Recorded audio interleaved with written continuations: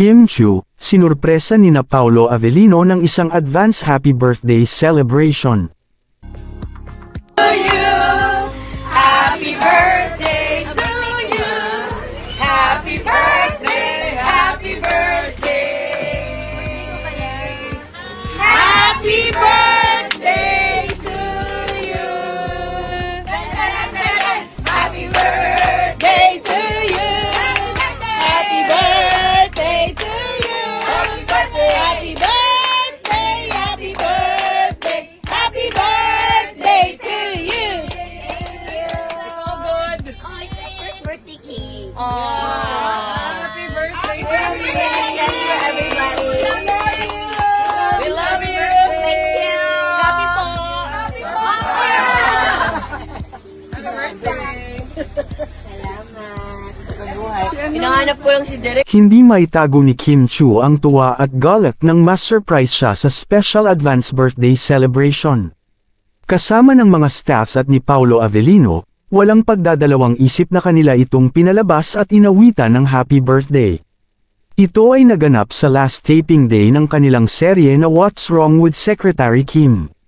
Puno ng tawanan at hiyawan sa set kaya naman marami ang kinilig sa nangyari na ito. Kitang-kita naman ang tuwa sa mga mata ni Kim Chiu dahil hindi niya alam ang mga pangyayari. Ayon kay Kim Chiu, sobrang thankful niya sa lahat ng staffs at sa kanyang partner na si Paolo Avellino sa natuwang surprise. Kasama na din ang kanilang Viu family at head nito sa mga taong nandoon. Ayon sa isang source, may natanggap pang flowers at additional cake with letter si Kim Chiu galing kay Paolo Avellino. Na-curious tuloy ang mga netizens kung ano ang nasa sulat. Very memorable kasi para kay Kim Chiu ang kanyang birthday ngayon dahil na rin sa isa na siyang single woman. Kasama na din ang mga achievements niya ang napaka-successful run ng kanilang teleserye kasama si Paolo Avellino.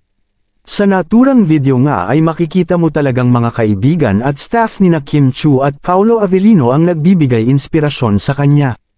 Ayon kay Kim Chiu, tuwang-tuwa siya sa surprise na ito at nagpapasalamat siya sa buong staff and crew ng What's Wrong with Secretary Kim.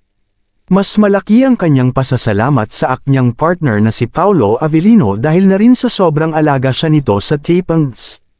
Pahayag ni Kim Chiu, sobrang thank you Paolo for making me feel so special. Salamat at napakaganda ng experience na ito at sana ay hindi ito ang last na project na ating gagawin. Sa mga staff at fans na walang sawang sumusuporta sa akin, maraming salamat din po sa inyo at utang ko sa inyo ang mga tinatamasa ko ngayon. Anong masasabi ninyo sa balitang ito? Comment down below. Maraming salamat sa inyong panunood.